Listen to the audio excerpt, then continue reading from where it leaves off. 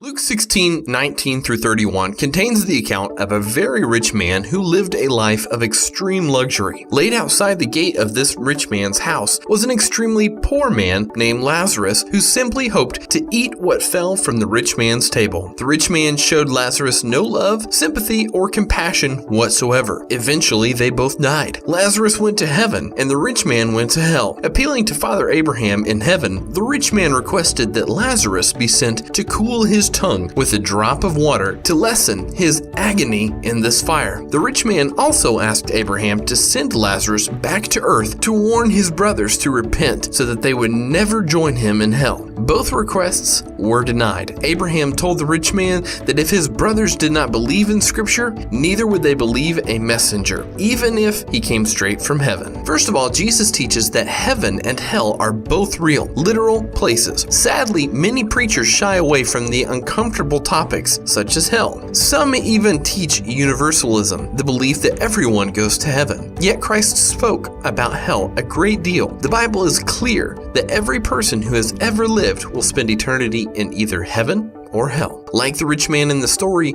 multitudes today are complacent in their conviction that all is well with their soul, and many will hear our Savior tell them otherwise when they die. This story also illustrates that once we cross the eternal horizon, that's it. There are no more chances. The transition to our eternal state takes place the moment we die. When believers die, they are immediately in the conscious fellowship and joys of heaven. When unbelievers die, they are just as immediately in the conscious pain, suffering, and torment of hell. Notice the rich man didn't ask for his brothers to pray for his release from some purgatorial middle ground. He knew he was in hell, and he knew why. That's why his requests were merely to be comforted and to have a warning sent to his brothers. He knew there was no escape. He was eternally separated from God, and Abraham made it clear to him there was no hope of ever mitigating his pain, suffering, or sorrow. Those in hell will perfectly recollect missed opportunities and their rejection of the gospel. Like many these days who buy into the prosperity gospel, the rich man wrongly saw his material riches as evidence of God's love and blessing. Riches are deceitful. It is certainly not impossible for the very rich to enter heaven, but Scripture is clear that it is very hard. God loves the poor and is offended when his children neglect them. In fact, those who show mercy to the poor are in effect ministering to Christ personally. Christians are known by the fruit that they bear. True followers of Christ will not be indifferent to the dilemma of the poor like the rich man was in this story. Abraham's words, referring to Moses and the prophets, confirms that understanding the revealed Word of God has the power to turn unbelief into faith. Furthermore, knowing Scripture helps us to understand that God's children, like Lazarus, can suffer while on this earth. Suffering is one of the many tragic consequences of living in a sinful and fallen world. The Bible says our earthly lives are a mist that appears for a little while and then vanishes. Our earthly sojourn is exceedingly brief. Perhaps the greatest lesson to learn from this story, then, is that when death comes knocking on our door, there is only one thing that matters: our relationship with Jesus Christ. The truth is, if we wish to live apart from God during our time on earth, He will grant our wish for eternity as well.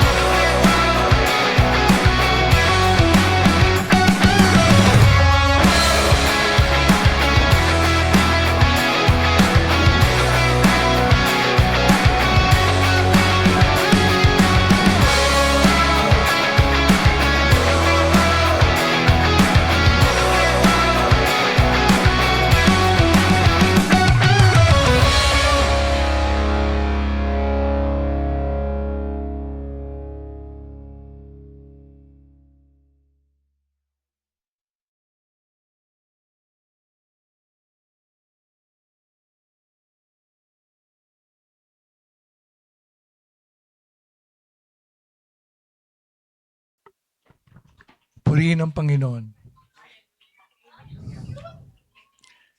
Mula sa umpisa, niloob ng Diyos na tayo'y maging tahanan niya. Siya ang ating Emmanuel. Ibig sabihin ng Diyos na sumasa atin.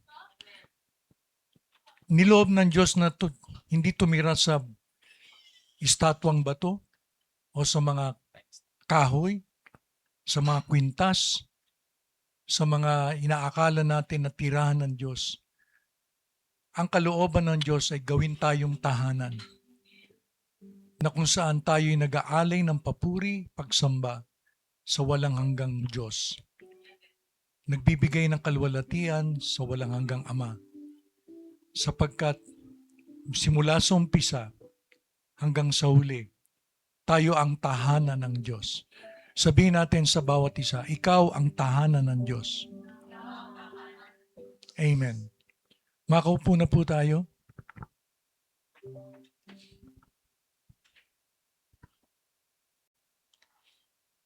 Sa araw na to, ang nais kong daling mensahe ay ang kaligtasan ng mayayaman at mahihirap.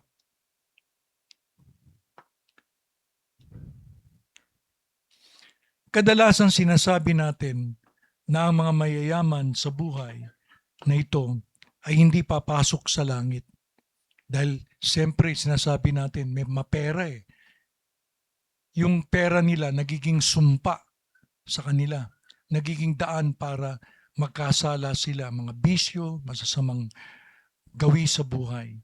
Kaya nasasabi natin, kadalasan na ang mga mayayaman sa buhay na ito ay hindi papasok sa langit o hindi magkakaroon ng buhay na walang hanggan.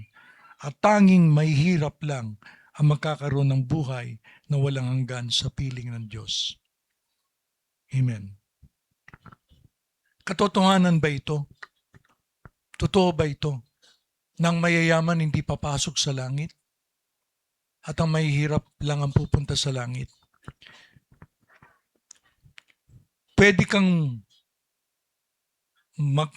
napakayaman mo sa mundong ito at pupunta ka sa langit kapag namatay ka, at pwedeng mahirap ka pa sa daga o isang kahig, isang tuka ka lang, pero impyerno ang punta mo. Hindi batayan ng Diyos ang mahirap ka o mayaman. Mayaman ka para tanggapin ka sa langit kapag namatay ka. Hindi batayan ng Diyos yon. Ito ang tinuturo sa atin ng kwento ng ni Jesus tungkol sa lalaking mayaman at si Lazaro. Tandaan ninyo, hindi batayan ng Diyos na dahil mayaman ka, pupunta ka ng impyerno, pag mahirap ka, pupunta ka ng langit.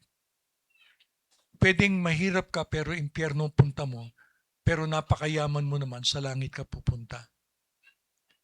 Pag-aralan natin kung paano. Dito sa ating scripture reading, sa Lucas chapter 16, verses 19 to 21, nagkwento ang Panginoong Yesus. May isang mayamang lalaki na nakasuot ng mamahaling damit at kumakain ng masasarap na pagkain araw-araw. May isa namang pulubing puno ng galis na ang pangalan ay Lazarus.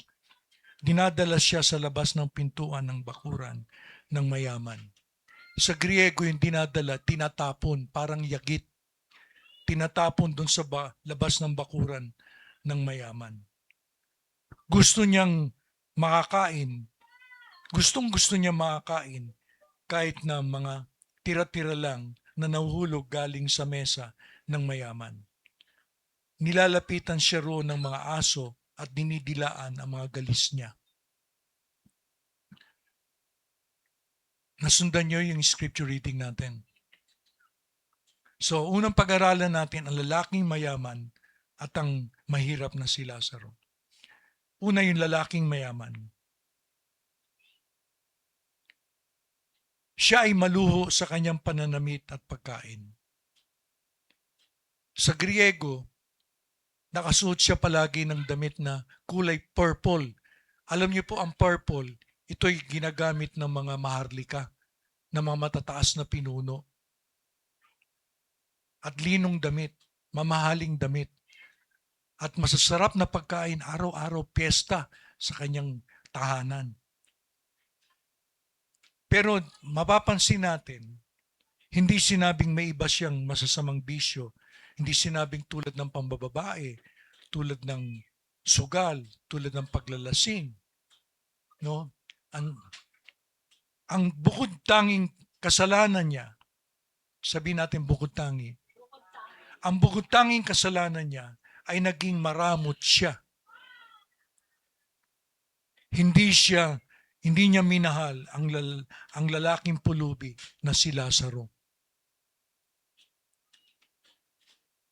Dapat nating tandaan na sa batas o kautusan sa lumang tipan o sa batas ni Moses ay kailangan na ibigin mo ang Diyos at ang iyong kapwa tulad ng pag-ibig mo sa sarili. Yun lang ang pagkukulang ng lalaking ito. Hindi sinabing may bisyo siya. Kasi kadalasan na naririnig ko, sinasabi, bukod pa dito sa maluho siyang manamit at maluho sa pagkain, may iba pa siyang bisyo. Siyempre mayaman eh. Pero wala namang binanggit ang Panginoon, kundi ang tanging kasalanan lang niya ay maramot siya, makasarili. Sabi sa Marcos chapter 12 verses 30 to 31. Sinabi ng Panginoong Yesus, kaya mahalin mo ang Panginoon mong Diyos ng buong puso, ng buong kaluluwa, ng buong pag-iisip, at ng buong lakas. At ang pangalawa ay ito, mahalin mo ang iyong kapwa tulad ng pagmamahal mo sa iyong sarili. Wala nang ibang utos na higit pang mahalaga kaysa sa dalawang ito. Amen. Kayo ng kasalanan ng mayamang lalaki. Hindi niya minahal yung kanyang kapwa. Minahal lang niya yung kanyang sarili. Samantalang utos ng Panginoon, mahalin mo yung iyong kapwa gaya ng iyong sarili. No? Kaya siya napunta sa impyerno. Pangungunahan ko na kayo. Kaya siya napunta ng impyerno dahil minahal niya ang kanyang sarili, hindi niya minahal yung kanyang kapwa.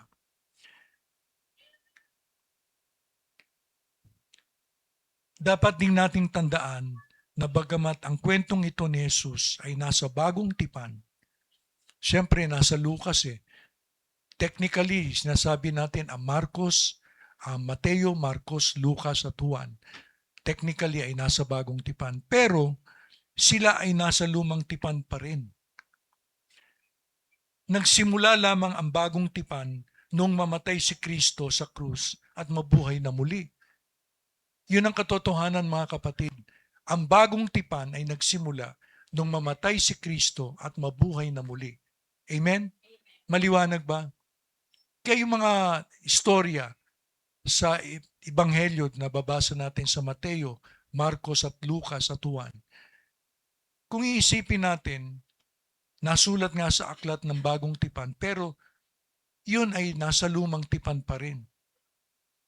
Nagsimula lang ang bagong tipan nung si Jesus ay mamatay sa krus at mabuhay na maguli. Maliwanag ba? Pag-aralan naman natin si Lazaro na pulubi at mahirap. Bagamat siya'y mahirap, hindi siya nagreklamo sa Diyos sa kanyang kalagayan sa buhay. Umaasa lamang siya sa habag at tawa ng kanyang kapwa. Gustong-gusto niyang kinakain ng mayaman, na kaya nga naghihintay siya na mahulog doon sa lamesa, sa sahig, at makakain siya ng masasarap na pagkain. Umaasa lamang siya na mahabag yung mayaman doon sa kanya. Naranasan din niya ang kadiri-diring kalagayan na dinidilaan ng mga aso ang kanyang galis, sapagkat ang aso ay tinuturing ng mga Hudyo na isa sa napakaruming hayop. Pero bagamat ganito, sasabihin ko sa inyo, si Lazaro, bakit napunta sa langit, napunta sa paraiso? Pwede bang si Lazaro ay mapunta rin na impyerno? Pwede. Sa isang kondisyon. Malalaman natin. Pag-aralan natin pangalawa, ang kinahinatnan ng lalaking mayaman at ang pulubing si Lazaro. Saan sila napunta? Anong kinahinatnan nila? Dapat maging aral sa atin ito. Maging eye-opener sa atin ito, sa ating mga sarili, sapagkat ang kwento ng Panginoong Yesus ay walang hanggan. Ito ay applicable sa lahat ng panahon. Hindi natin pwedeng sabihin na doon lang yan sa panahon ni Jesus, hindi sa panahon ko. Hindi. Maski sa panahon natin, applicable ito. Sa Lucas chapter 16 verses 22 to 24, ang sabi, namatay ang pulubi at dinala ng mga anghel sa piling ni Abraham. Sabi natin, piling ni Abraham. Namatay din ang mayaman at inilibing. Sabi natin, inilibing. At habang nagdurusa siya sa lugar ng mga patay. Kaya ang kamatayan, that is not the termination of life. It is the transition to the next life. Kaya ang kamatayan, wag natin sabihin katapusan. Dahil dito, mapapansin natin, mababasa natin, sila'y namatay, pero may kabilang buhay. Namatay din ang mayaman at inilibing. At habang nagdurusa siya sa lugar ng mga patay, nakita niya sa malayo si Lazaro na kasama ni Abraham. Kaya tumawag siya, Amang Abraham, maawa po kayo sa akin. Utusan niyo po si Lazaro na isawsaw ang daliri niya sa tubig at ipatak sa dila ko para lumamig-lamig ang pakiramdam ko dahil hirap na ako dito sa apoy. Amen. Magising tayo sa katotohanan na sa kabilang buhay may pagdurusa at may kaginawahan. Tandaan natin ang buhay natin dito na natatapos sa mundo. Merong kabilang buhay na haharapin natin. Haharap tayo sa Diyos at pagkatapos hatulan tayo ng Diyos kung saan tayo pupunta. Amen po ba?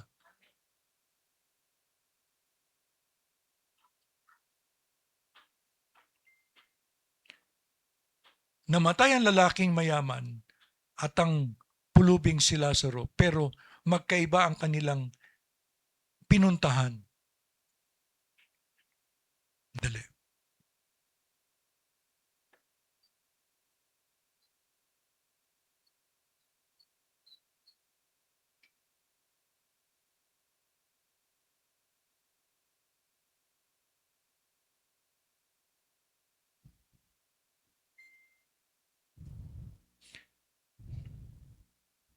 Namatay ang lalaking mayaman at ang pulubing si Lazaro, pero magkaiba ang kanilang pinuntahan. Si Lazaro ay napunta sa piling ni Abraham at ang lalaking mayaman ay sa lugar ng mga patay na tinatawag na Hades sa Griego at sa Hebreo ay Sheol. Pag nabasa natin sa Bible yung Hades at saka Sheol sa Hebreo, yun ay lugar ng mga patay. Amen. Para maintindihan natin ang kahinatnan ng mga namatay sa lumang tipan, sila ay parehong dinadala sa Hades. Matuwid at hindi matuwid sa Hades pumupunta. Sapagkat hindi pa namamatay ang Panginoong Hesus eh. Tandaan natin si Satanas may hawak ng kamatayan at Hades. Kaya maski yung mga matutuwid, ibig sabihin, hindi pa pumupunta sa langit, pumupunta ng Hades. Ang Hades ay nasa pinaka malalim o pusod ng lupa. Amen. Pinakamalalim o pusod ng lupa. Ang tawag dito sa Tagalog ay impyerno. Ito'y iba sa dapat dagat-dagatang apoy sa Revelation chapter 20. Pagkatapos ng impyerno, ay haharap sa dagat-dagatang apoy para itapon yung mga hindi naligtas. Ang Hades noong lumang tipan ay may 3 bahagi o lugar. May 3 compartment. Baka hindi nyo alam, ang Hades nasa ilalim ng lupa. May 3 lugar o compartment. Una, yung tinatawag na paraiso, kung saan sinama ni Jesus yung magnanakaw na naligtas sa krus. Remember yung magnanakaw? Di ba naligtas sa krus dahil sumampalataya kay Kristo? Sabi ng Panginoon, ngayon din isasama kita sa paraiso. Ang paraisong tinutukoy ng Panginoon doon ay Hades. Ang mga nandito ay hindi nagdurusa at namamahinga lamang. Kapag ikaw ay napunta sa paraiso, sa Hades, walang pagdurusa. Ikaw ay namamahinga lamang. Amen. Ang ikalawang lugar ay yung tinatawag na lugar ng mga patay o kung saan dinadala ang mga hindi naligtas, kung saan sila ay nagdurusa na sa apoy. Remember yung mayaman, di ba? Sinabi niya nagdurusa na siya sa apoy. Sa Hades pa lamang ay may apoy na. Amen? At yung pangatlo ay tinatawag na Tartarus. Sabihin natin Tartarus. Ano yung Tartarus? Sa 2 Pedro chapter 2 verse 4, ito ang sabi, kahit nga ang mga anghel ay hindi kinaawaan ng Diyos na magkasala sila.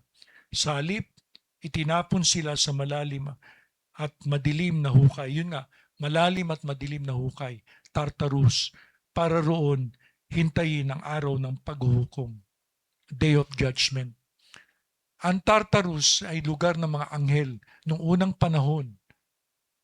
Sila ay bumaba sa langit at nagsipag-asawa ng mga babae dito sa lupa. Nagkaroon ng sex sa mga babae dito sa lupa. Yung mga anak nila, naging anak nila ay mga higante. Kaya sila pinarusahan ng Diyos dahil iniwanan nila yung kalagayan nila sa langit para mag-asawa ng mga babae dito sa lupa. Kaya tinapon sila, ang parusa ng Panginoon sa kanila, itinapon sila sa malalim at madilim na hukay na kung tawagin ay Tartarus. Sabihin natin Tartarus. Amen. Alam niyo na. Kaya ang Hades ay may 3 lugar. Unang-una yung paraiso, Pangalawa, yung lugar ng mga patay na pinarurusahan na yung mga kaluluwang mapunta roon. At pangatlo, yung Tartarus. Amen. Sa kamatayan ng mahirap o mayaman, ang katawan nila ay nilibing, pero ang espiritu nila at kaluluwa, di ba? Yung mayaman, inilibing, sabi inilibing. So yung katawan nasa lupa. Pero yung kanilang isip, nararamdaman at kalooban ay nandoon pa rin, hindi nawala. Yung mayaman, nakita niya si Lazaro at saka kasama si Abraham. Tapos nakakaramdam siya ng init. Di ba? Hindi nawala yung kanyang pakiramdam. Kaya sa kabilang buhay, buo pa rin yung isipan natin at pakiramdam natin. Nararamdaman natin yung paghihirap, yung apoy sa impyerno. Hindi nawala. Kaya ang lalaking mayaman ay gumagawa pa rin na ay gumagana pa rin ang isip niya at nararamdaman. Kaya nga, dun sa kabilang buhay, ang katawan lang natin iniwan natin sa libingan. Pero yung isip, yung kaluluwa natin, ang kaluluwa natin, ang compose ng ating kaluluwa o soul ay yung ating mind, yung ating emotions at yung ating will.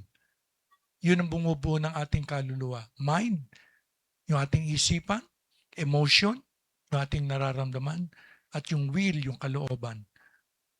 Gumagana pa rin. Amen. Dumako tayo sa huling katanungan.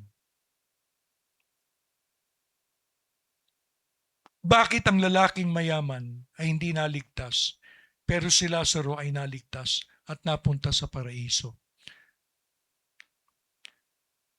Doon ba sa katayuan nila sa buhay? Dahil ba sa katayuan nila sa buhay? Yung mayaman ay dinala sa impyerno. Alam mo, marami akong naririnig na mga ngaral eh. Sinasabi nila na yung mayaman dinala sa impyerno. Siyempre mayaman, maraming pera, maraming bisyo, masamang ugali. Siyempre mahirap, walang pera, walang ibibisyo. Di ba? Yun ang naririnig ko sa mga mangaral. Ano ang pamantayan ng Diyos sa kanilang kaligtasan? Ano ang naging batayan ng Diyos sa kanilang kaligtasan? Nung mayaman at mahirap. Ang sagot ay mababasa natin sa verse 22. Sabi sa verse 22, dinala ng mga anghel si Lazaro sa piling ni Abraham. Sabi natin sa piling ni Abraham. Si Lazaro kaya nakapasok sa paraiso ay nagkaroon ng relasyon kay Abraham. Pag sinabing sa piling ni Abraham, nagkaroon ng relasyon kay Abraham. Paano siya nagkaroon ng relasyon kay Abraham? Siya ay naging kabilang sa lahi ni Abraham dahil nagtiwala o umangkas o sumampalataya siya kay Jesus bilang hari o Mesaya ng Israel.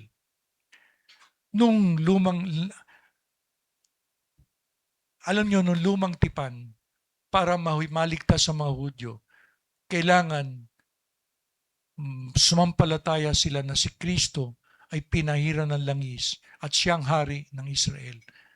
Pero sa ating mga hintil, kinakailangan magtiwala tayo na siya'y namatay, inilibing, at nabuhay maguli para tayo mapawalang sala.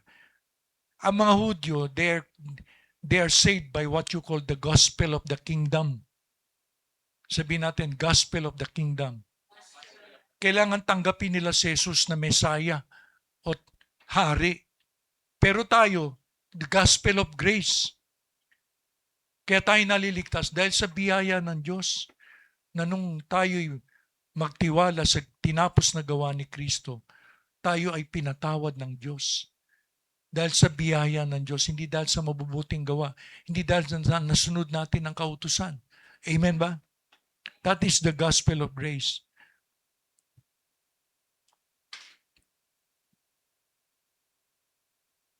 Yung lalaking mayaman, bagamat tinawag niyang ama si Abraham, ay hindi talaga nagtiwala kay Jesus bilang hari o Mesayas. Nung araw, para nga sabi ko, maligtas sa mga Hudyo, kailangan tanggapin nila si Jesus na Mesaya o hari. Meron sana siyang pagkakataon na mapunta sa paraiso kahit siya nagkasala kung nagtiwala lamang siya kay Kristo at naging lahi ni Abraham sa espiritual. Yung mayaman, tinawag niyang ama si Abraham pero ama niya si Abraham sa laman dahil lahi siya ni Abraham, Hudyo eh. Pero hindi siya naging lahi ni Abraham dahil sa espiritual. Tayo, lahi tayo ni Abraham sa spiritual dahil sumampalataya tayo tulad ni Abraham kay Jesus. Kaya tayo naligtas. Pero itong mayaman, tumawag nga siyang ama kay Abraham pero hindi siya nagtiwala kay Jesus. Amen. Naintindihan niyo ba ang ating pinag-uusapan? Tandaan natin na hindi nagkamit ng kaligtasan yung lalaki dahil siya ay mayaman. Pwedeng iligtas ng Diyos tulad kahit na mayaman ang tao kung magtiwala sa tinapos na gawa ni Kristo sa krus at maging lahi ni Abraham. At pwede ring mapunta sa impyerno ang taong mahirap kung hindi siya nagtiwala sa tinapos na gawa ni Kristo sa krus. Si Lazarus, kung hindi siya nagtiwala sa tinapos na gawa ni Kristo sa krus, impyerno din ang punta niya kahit na mahirap siya. Kaya hindi batayan ng Diyos yung mayaman o mahirap. Mayaman pwede magpunta ng langit. Mahirap pwede magpunta ng impyerno. Amen ba? Hindi batayan ng Diyos yung mahirap ka o mayaman ka para magpunta ka ng langit. Ang batayan ng Diyos, tinanggap mo ba si Jesus? Amen? Tinanggap ba natin si Jesus? Nagtiwala ba tayo kay Kristo sa tinapos na gawa ni Jesus sa krus? Tandaan natin mga kapatid, walang purgatorio. Yung purgatorio turo lamang ng mga Katoliko. Anong purgatorio? Dadaling ka sa purgatorio ng ilang taong ka magdurusa para pagbayaran mo ang kasalanan mo. Para linisin ka ng Diyos tapos dadaling ka sa langit. Dito sa istoryang ito ng Panginoong Yesus, walang binanggit na purgatorio. Dalawa lamang ang pinuntahan ng tao. Paraiso at sa lugar ng mga patay. Walang purgatorio. Amen. Kaya hindi tayo naniniwala sa purgatorio.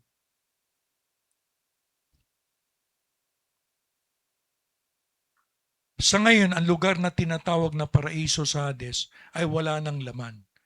Sabihin natin, wala ng laman. Dahil pinalaya na ni Jesus ang lahat na nasa piling ni Abraham doon at dinala na sa langit. Pinalaya na ni Jesus yung mga matutuwid na napunta doon sa piling ni Abraham. Nung nabuhay na muli si Jesus, pinalaya niya. Amen. Dinala na sa langit. Sabi sa Epeso 4, talatang 8, tulad ng sinasabi ng kasulatan, nang umakyat siya sa langit, marami siyang dinalang bihag. Yung mga bihag doon sa Hades, pinalaya ng Panginoong Yesus. Yung mga matutuwid na nandun sa Hades at dinala sa langit. Nung umakyat siya sa langit. Amen po ba? Kaya ngayong sa panahon natin, wala ng paraiso dun sa ilalim ng lupa. Ang paraiso ay sa piling ng Diyos. Amen. Sabi sa 2 Korinto chapter 5 verse 8, hindi kami pinanghihinaan ng loob kahit na mas gusto naming iwanan ang aming katawan at makapiling na ang Panginoon. Sa bagong tipan, iwanan ng katawan at makapiling ang Panginoon. To be away from this body is to be at home with the Lord. Kapag iniwan natin ang katawan natin ito, makapiling na natin ang Panginoon. Hindi na tayo pupunta sa paraiso sa ilalim ng lupa. Dire-diretso tayo sa langit. Amen po ba? Kung tayo ay nagtiwala kay Kristo. Pero kung hindi tayo magtiwala kay Kristo, doon pa rin tayo pupunta sa Hades, sa lugar ng mga patay. Amen po. Kaya magising tayo. Kung hanggang ngayon di pa sinusuko ang buhay mo sa Panginoon, ito na ang oras para tanggapin mo ang ginawa ni Kristo sa krus para sa iyong kaligtasan. Sabi sa Pahayag chapter 1 verse 18, Revelation chapter 1 verse 18. Sige nga, pakibasa ng lahat, sabay-sabay, malakas. Go.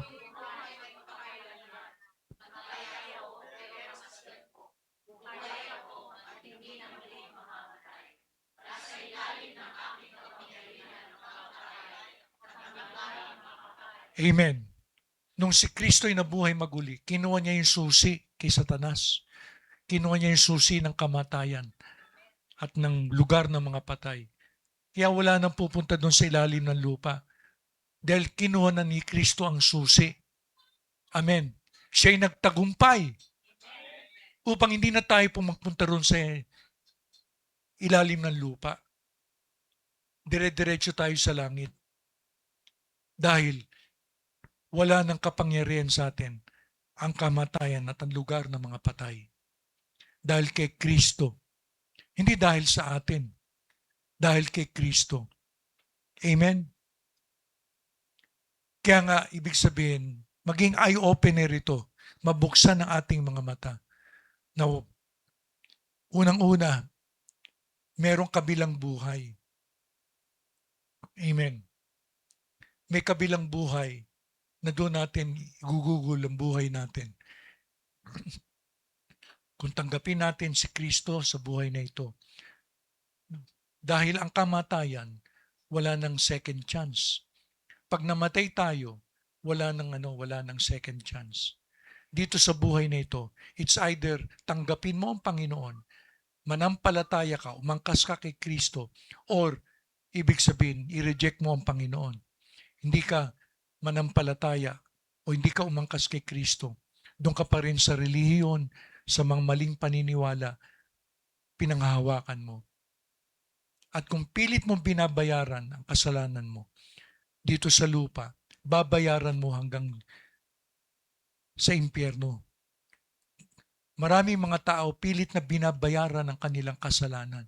Nagpapapako sa krus. Amen? Binabayaran ng Diyos ng mga pera para lamang sila maligtas. Nagpepenitensya pag mahal na araw. Akala nila kaya nilang bayaran ng kasalanan nila. Hindi natin kayang bayaran ng kasalanan natin sapagkat napakamahal ng kabayaran ng kasalanan natin. Ang buhay ng anak ng Diyos na binigay sa krus, na nagdusa sa krus, bilang kabayaran ng ating kasalanan. Amen?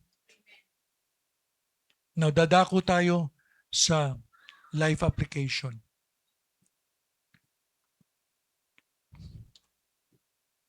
Unang life application natin, pakibasa. Ulit, pakiulit. Hayaan nating mabuhay si Kristo sa atin.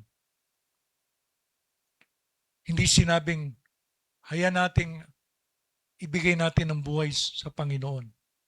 Si Kristo ang mabuhay sa atin. Sabi sa Amplified Bible sa English, for to me to live is Christ. Para sa akin, ang mabuhay ay si Kristo. Ibig sabihin, He is my source of joy, my reason to live. Siya ang pinagmumulan na aking kagalakan at siyang dahilan bakit ako nabubuhay. And to die is gain. Kapag si Kristo ay nabuhay sa iyo, ang kamatayan ay pakinabang. For I will be with Him in eternity. Makakasama ko siya habang buhay, magpakailanman. Kapag si Kristo ang nabuhay sa atin, ang mamatay ay pakinabang. Sabihin natin, kapag si Kristo ay nabuhay sa atin, lakas natin, ang mamatay ay pakinabang. then makikita na natin ang Panginoon eh. Amen? Makikita, makakasama na natin magpakailanman ang Diyos. Kaya lang, ang requirement sa atin, dapat mabuhay si Kristo sa atin. Hindi lang mabuhay tayo para kay Kristo. Mabuhay si Kristo sa atin. Alam niyo mga kapatid, bakit sinabing mabuhay si Kristo sa atin? Hindi natin kayang ikapamuhay ang buhay Kristiyano. Papalpak tayo. Kaya kailangan si Kristo ang mabuhay sa atin, ikapamuhay niya ang buhay niya sa atin. Maliwanag ba? Hindi natin kayang ikapamuhay ang buhay Kristiyano. Kaya kailangan si Kristo ang mabuhay sa atin para ang kamatayan ay pakinabang. Pangalawa, pakibasa. Mamuhay tayo sa biyayang kaloob ni Kristo. Alam mo, ang buhay Kristiyano, kinakapamuhay natin sa pamagitan ng biyaya o grace. Sabihin natin grace. Sabi sa Galatia chapter 2 verse 20. Sige, basahin lahat ng sabay-sabay. Malakas.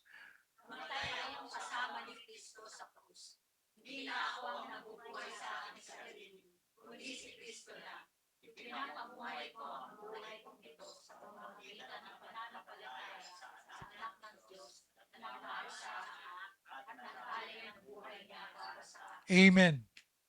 Hindi na hindi na tayo nabubuhay sa katawang ito. Pag tunay kang tumanggap sa Panginoon, tunay kang naligtas, hindi na ikaw ang nabubuhay sa katawang ito. Si Kristo na namumuhay sa iyo. Yung lumang buhay natin, kasama na ni Kristo napako sa krus, kasama ng nalibing. Yung lumang buhay natin na makasalanan, marumi, bastos, malaswa, kasama ng napako ni Kristo. At nung nabuhay si Kristo, kasama tayong nabuhay. Kaya ang buhay natin ngayon, di na tayo nabubuhay sa katawang ito. Si Kristo na nabubuhay sa atin. At ang buhay ko ngayon, nabubuhay ako sa pamamagitan ng pananampalataya sa anak ng Diyos. Nabubuhay ako sa pamamagitan ng pananampalataya, sa pamamagitan ng pagtitiwala kay Kristo na anak ng Diyos, na nagmahal sa atin at nag-alay ng buhay niya para sa atin. Alam mo, maraming mga Christian, sad to say, nalulungkot akong sabihin nito, maraming mga Kristiyano, naligtas sila by grace sa biyaya ng Diyos. Pero pilit nilang ikinakapamuhay ang buhay Kristiyano sa sarili nilang lakas, sa sarili nilang pagpupunyagi. Minsan may narinig ako ng mga preacher, oh, naligtas ka ng grace, pero gawin mo to, gawin mo yan, gawin mo to, gawin mo yan, huwag mong gawin ito.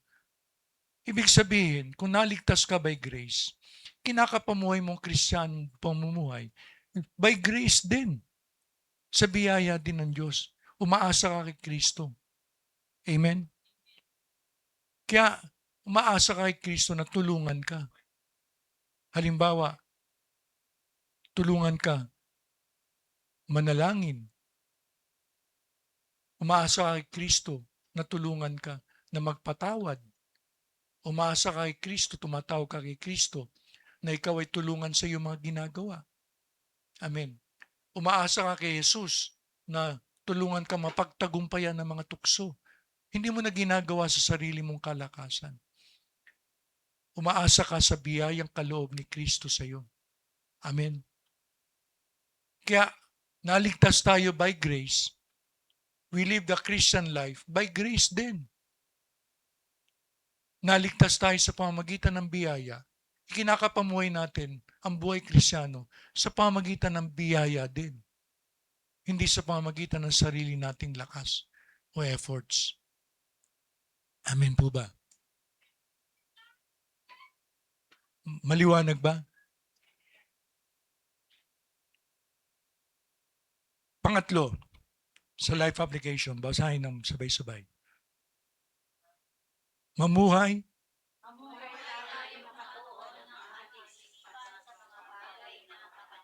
Amen.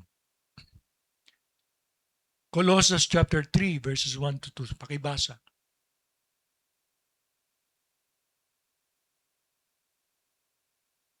Nandiyan ba ang Colossians chapter 3 verse 2?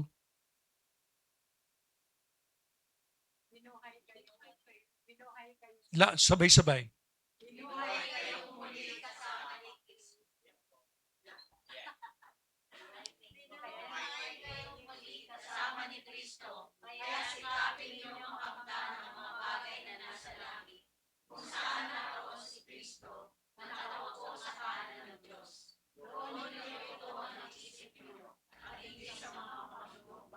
Dahil panlangit na tayo, hindi tayo makamundo eh.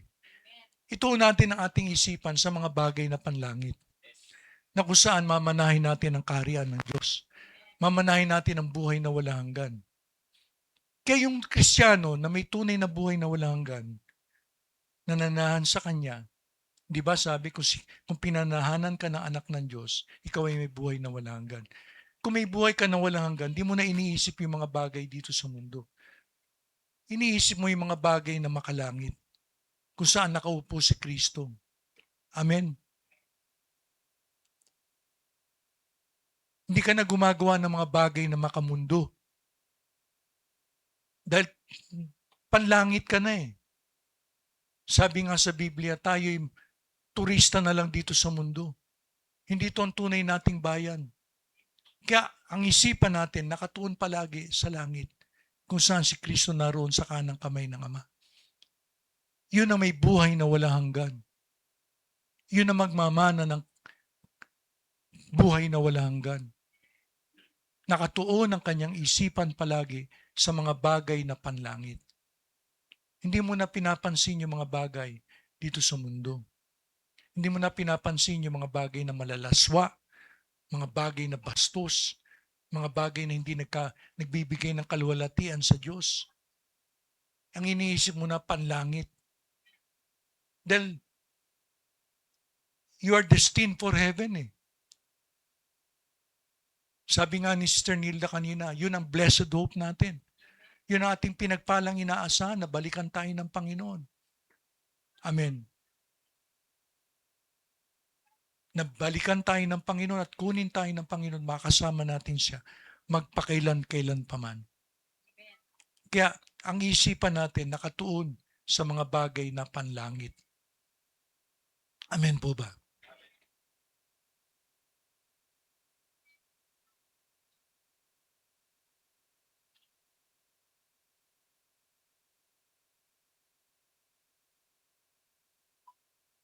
Kaya ano ang big idea natin? Basahin natin ang ating big idea. Lakas. Isa pa. Kay Kristo, meron akong pinagpalang pag-asa sa kalangitan. Amen. Kay Kristo, ako'y may pinagpalang inaasahan sa kalangitan. Kay Kristo. Amen po ba? Mga kapatid, katulad ng sinasabi ko, ang buhay natin dito pansamantala lang. Death is not the termination of life, but it is the transition to the next life. Sabi nga ni Rick Warren, ang kamatayan ay hindi katapusan ng buhay, kundi ang kamatayan ay pagpasok lamang sa isang yugto ng buhay. Papasok lang tayo sa yugto ng buhay na walang hanggang kasama ang Diyos kapag tayo'y nagtiwala kay Kristo. Itiniwala natin ang ating sarili, ating kaligtasan. Inamin natin sa Diyos na hindi natin kayang iligtas ang ating sarili. Hindi natin kayang pumunta ng langit. Hindi natin kayang baguhin ang ating buhay. Hindi natin kayang iwasan ang mga tukso dito sa mundo. Kailangan natin si Kristo sa ating buhay. Kapag gano'n ang naging attitude natin, patatawarin tayo ng Diyos. Gagawin tayong matuwid. Aampunin tayo sa pamilya ng Diyos. Ipapanganak tayo sa Kanyang kaharian. Amen? Bibigyan tayo ng buhay na walang hanggan.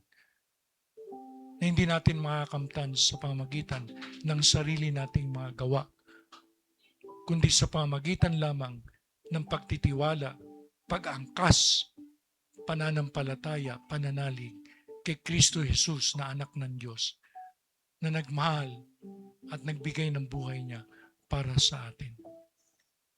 Kaya kung ganun ang ating attitude, nakakatiyak tayo na sa langit tayo pupunta. Mayaman man tayo o mahirap, ano man ang kalagayan natin sa buhay. Tandaan nyo, ang Diyos hindi nagtatangi ng tao.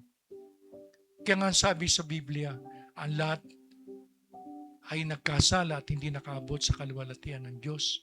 Kaya ang lahat ay dapat manampalataya kay Kristo. Dahil walang nakaabot sa kaluwalhatian ng Diyos.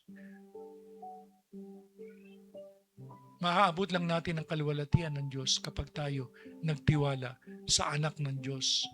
Amen. Kaya tumayo at tayo mananalangin.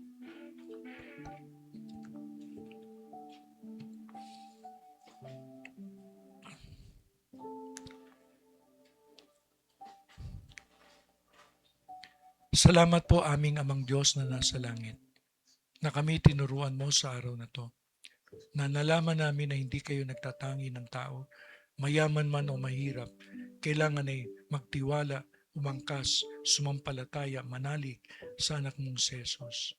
Salamat po Amang Diyos. Salamat mamanahin namin ang buhay na wala hanggan. Mapupunta kami sa iyong kaharian dahil kay Kristo, hindi dahil sa aming sarili.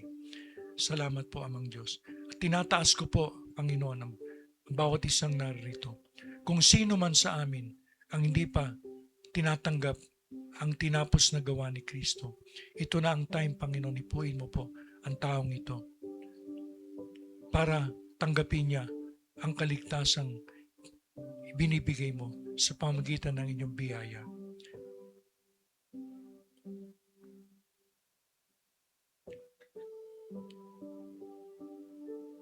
Mga kapatid, today is the day of salvation. Ito ang araw ng kaligtasan. Narinig natin ang mabuting balita. Para hindi tayo mapunta sa daigdig ng mga patay, kailangan tanggapin natin ang tinapos na gawa ni Kristo. Maintindihan natin na ang kaligtasan ay biyaya lang ng Diyos, hindi sa ating mga performance, hindi sa ating mga gawa. Kaya nga, nais kong samantalayin ang oras na ito. Mga kapatid, sabayan natin ang panalangin ito para dun sa mga hindi pa tumatanggap ng totohanan sa ginawa ni Kristo. Sabihin natin, dakilang Diyos, inaamin ko po na ako'y makasalanan, na ako'y lumabag sa mga utos mo, sa isip, sa salita, at sa gawa. Dahil likas akong makasalanan, dahil minana ko ang kasalanan ni Adan. Mahabag ka sa akin, Panginoon.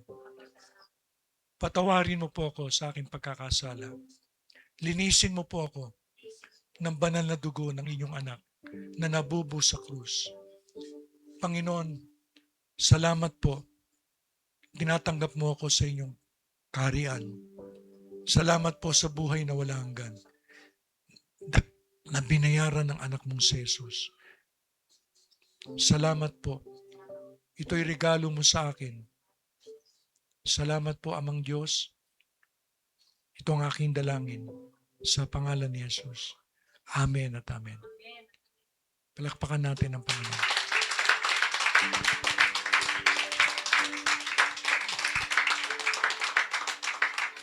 Tandaan natin, wala na dun sa Hades. Dinala na ni Jesus lahat ng matutuwid katulad ni Abraham sa langit nung siya'y nabuhay maguli. Amen po ba? Kaya, to be away from the body is to be at home with the Lord. Ang iwanan ng katawang ito ay umuwi sa Panginoon. Amen po ba? Amen.